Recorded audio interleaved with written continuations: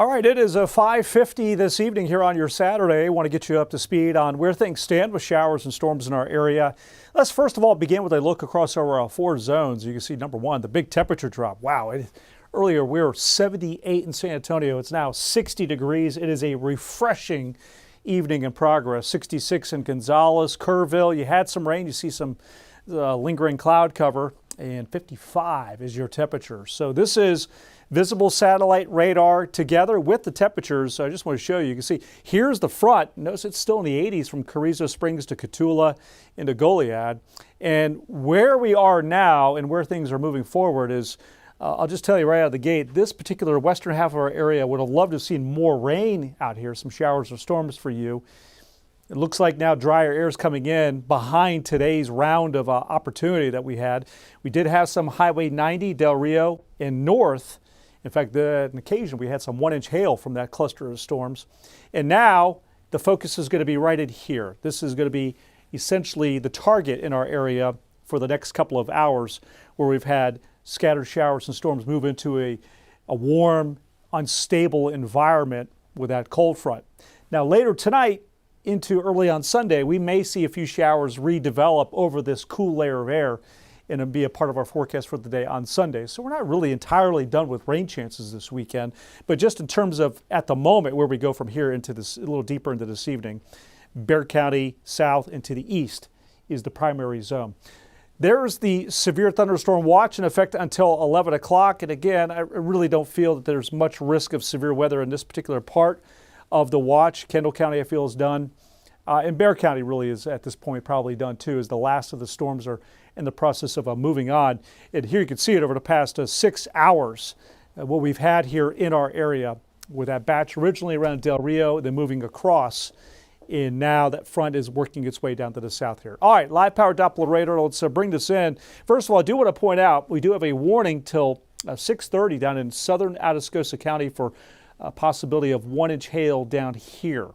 In fact, let's just go ahead and go a little bit closer in. For those of you that might be watching this in Atascosa County, there you see around Christine right now. Just south of you is the severe part of this storm that has the warning for it. And the warning extends into Campbellton across 37, just south of Pleasanton.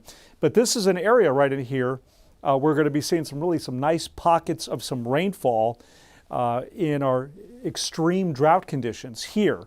Wilson County as well into Karnes County.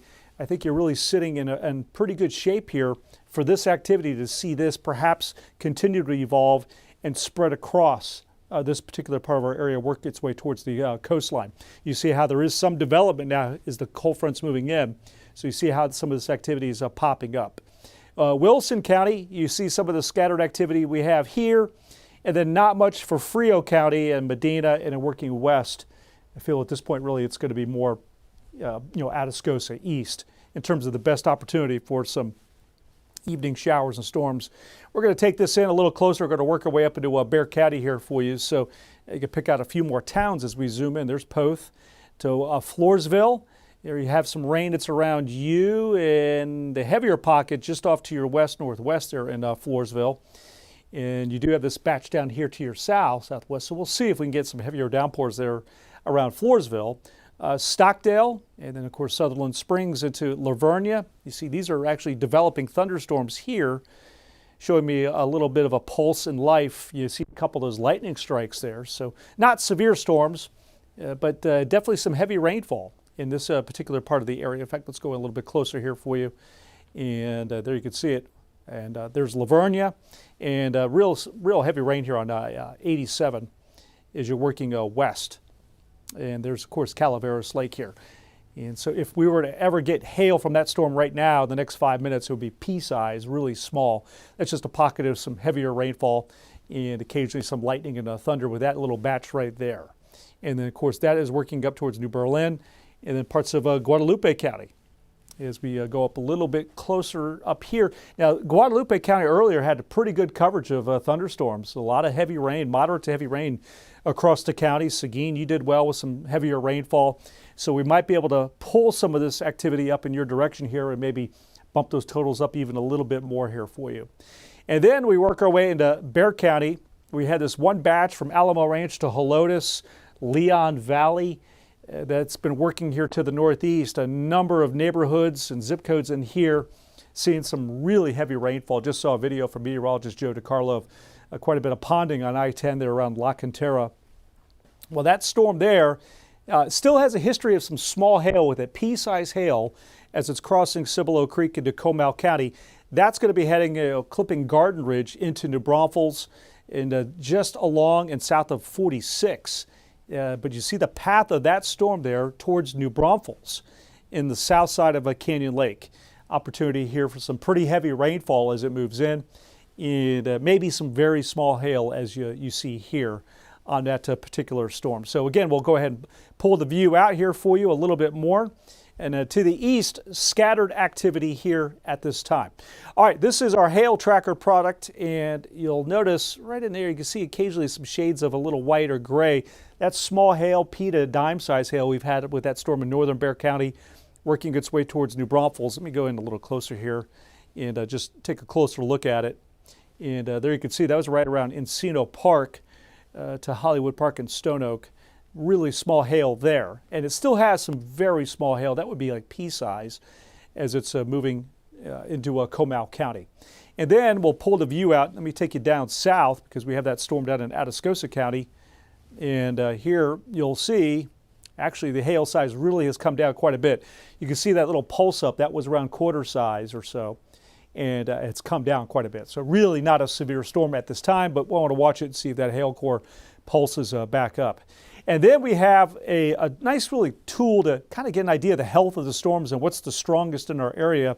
You'll see the shades of orange right there. That was a pretty strong storm there when it pulsed up a bit in northern Bexar County. It's been weakening just a touch. Still strong, but not as strong as it was when it was right about in here around Stone Oak when it was dropping to hail.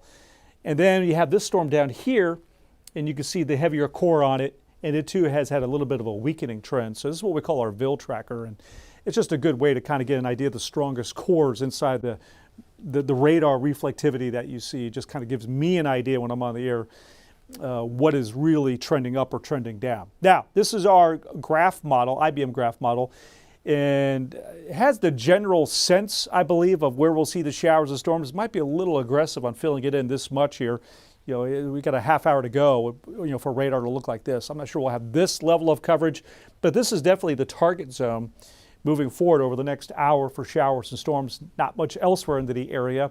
And then overnight tonight, we may see these little pop-up showers or maybe even a weak thunderstorm, especially the southern half of the area through midnight to about 1 or 2 o'clock in the morning. So here it is, our 7-day forecast. Of course, the clocks spring forward 1 hour tonight. Your day tomorrow, maybe a shower or two in the area or a weak thunderstorm. A lot of clouds, a cool day in the upper 60s.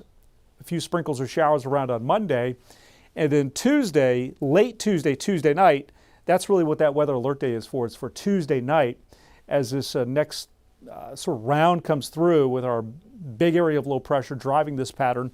It'll swing a front through behind it. So I feel that it has an opportunity and that we want to watch for a few strong to severe storms late Tuesday night to very early on Wednesday. And you can see the stretch behind it. We're drying out again, another dry pattern. And we do get a couple of really cool, chilly, crisp mornings that'll be down into the 40s here. And one other thing I do want to point out here, let me see if I have this in the rotation here as we're doing this update, is I don't think so this is going to be probably the end. I didn't put it in there. But that's going to do it here for this particular update. Right now, one warning for that storm down in southern Atascosa County, not as strong as it once was. Everything else at this point here is really pretty much under control, but we'll continue to watch it through this evening from the 4 Zone Weather Center. Thank you for joining me here on this weather update.